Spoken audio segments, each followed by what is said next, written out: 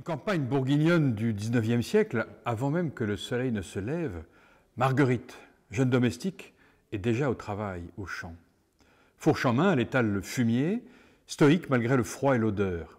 Une seule chose occupe son esprit, sa sœur, Anne Erard, qui devait venir avec elle, mais qui n'est pas là. Marguerite s'inquiète. Anne, jolie, naïve, flirte avec le fils pion. Marguerite craint le scandale, peut-être une grossesse. La honte. Elle peste intérieurement. Le fils pion n'est qu'un héritier capricieux, séducteur sans scrupules. Et Anne, une pauvre amoureuse trop crédule. Soudain, un cri déchire la brume du matin. Marguerite s'arrête, aux aguets. Sa chienne Finette ne réagit pas. Peut-être juste une bête, ou une histoire à faire peur, comme celle racontée au coin du feu. Peu après, elle aperçoit le fils pion avec son père. Mais c'est bizarre. Lui qui plaisante tout le temps, il reste silencieux, il est nerveux. Il prétend ne pas savoir où est Anne. Marguerite, méfiante, le confronte, essaie de le confondre. C'est lui qui était avec elle dans la grange. Plus le temps passe, plus l'angoisse monte. Marguerite, la fille et le fils pion partent chercher Anne. Et là, au fond d'un fossé, ils la trouvent. Vivante, mais à peine. Le crâne enfoncé, baignant dans son sang. Un hurlement, puis plus rien. Alors Anne est transportée à la ferme. Le médecin est formel. Elle a été battue à coups de fourche.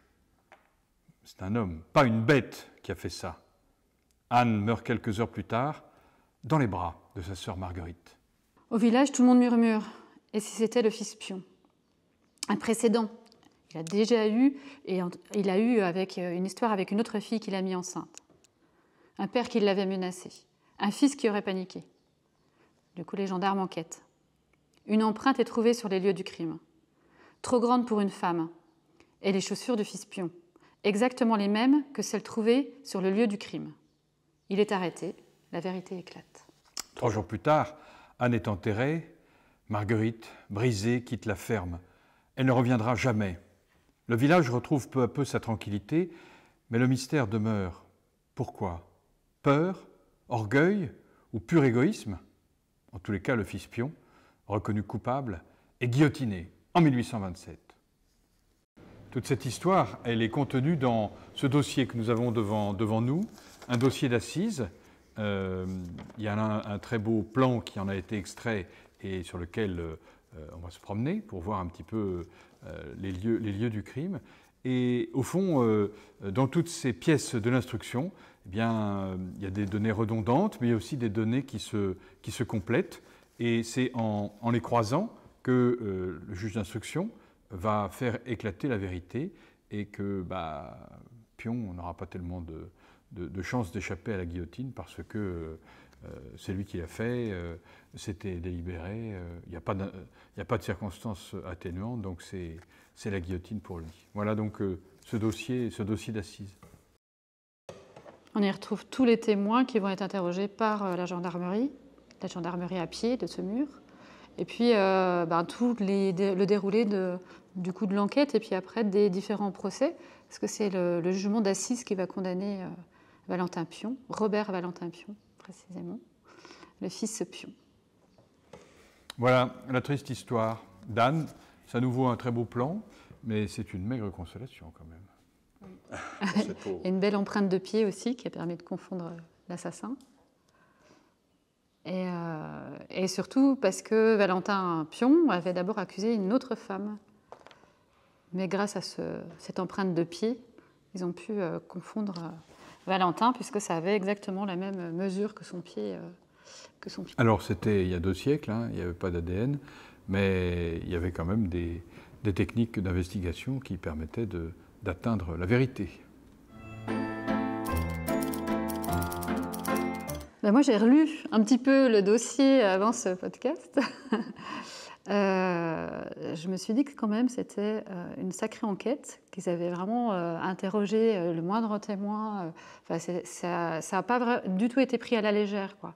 C'est un assassinat d'une jeune domestique, vraiment quelqu'un début 19e siècle qui avait quand même qui était peu reconnue dans une société, voilà, où on employait beaucoup de domestiques comme ça. En plus, elle n'était pas à l'année, hein, elle était vraiment employée juste pour l'été, normalement, dans cette ferme. Et tout a été fait pour retrouver cet assassin. Ça n'a pas été impuni, c'était vraiment jusqu'au bout pour retrouver... Et c'était un crime plutôt assez odieux, quoi. Donc je pense que c'est ça aussi qui a obligé à se... toute la conscience, en fait, tout le village aussi était un petit peu derrière cette histoire, quoi. Tout le monde avait besoin de trouver et de faire justice, quoi, quelque part.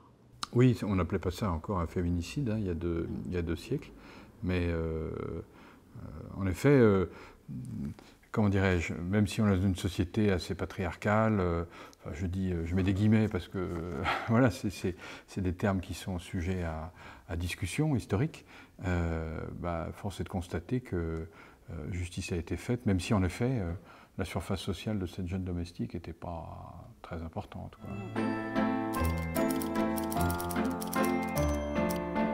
Oui, alors la question de savoir comment l'archiviste réagit, est-ce qu'on se met dans la peau finalement du père de famille ou bien d'un habitant ou d'un témoin là, je ne me suis pas tellement mis dans...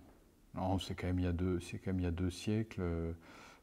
Moi, j'ai eu un regard quand même assez extérieur sur ce dossier, assez admiratif du plan, enfin de la qualité du plan qui est malgré tout assez cocasse. Enfin, il y a le petit bonhomme qui urine. Enfin, vous voyez, il y a quelque chose d'assez qui tranche un peu avec le caractère odieux du crime et assez grave de la situation. Mais c'est vrai que c'est un très beau document. C'est surtout, je suis désolé pour la mémoire d'Anne Erard, mais c'est surtout comme ça que je l'ai vu, ce dossier-là. Puis c'est vrai que c'est un dossier qu'on sort souvent pour présenter aux directeurs de greffe stagiaires, pour leur montrer en fait la richesse des dossiers d'instruction, des dossiers de procédure judiciaire. Alors là, c'est exceptionnel parce qu'il y a un très beau plan puis une très belle empreinte. Ça n'arrive pas dans tous les dossiers d'instruction. Mais c'est pour montrer aussi que des dossiers de procédure judiciaire qui peuvent paraître anodins, même si ça, c'est pas du tout une affaire anodine, reflètent aussi toute une histoire et toute la société à un moment donné. Puisque ce plan, il va au-delà de la simple histoire d'Anne Erard. Il nous présente les bois, la structure de la ferme au XIXe siècle. C'était aux alentours de Châtillon. Oui, c'est à Leglay. Donc ça montre aussi la richesse. Et puis les interrogatoires des témoins, c'est pareil, ça nous montre toute une sociabilité et puis un entourage qu'on n'a pas dans d'autres documents d'archives. C'est très riche. Oui, puis alors ça donne la parole aussi à des gens qui ne l'ont pas, c'est-à-dire des domestiques de ferme ou leurs sœurs. C'est pas des gens qui écrivent leur mémoire, donc. On ne trouvera pas dans d'autres archives. Exactement. Donc c'est intéressant. Puis ce qui est intéressant aussi, c'est qu'on interroge des témoins qui sont saisis en fait par le crime, mais au milieu de leur activité domestique quotidienne, de leur activité agricole, et donc ils racontent ce qu'ils sont en train de faire, ce qui fait que ces dossiers donnent aussi un aperçu de la vie quotidienne. Qui est percuté par le crime, le cri de la jeune femme, mais voilà, et c'est le cas dans ce dossier où, en définitive, on voit vivre des gens sur lesquels on n'a pas beaucoup écrit, qui n'ont pas écrit leur mémoire, donc voilà, ça redonne la parole à ces gens humbles, pas forcément illettrés, mais enfin en tous les cas pas très lettrés et pas très bavards, quoi, habituellement.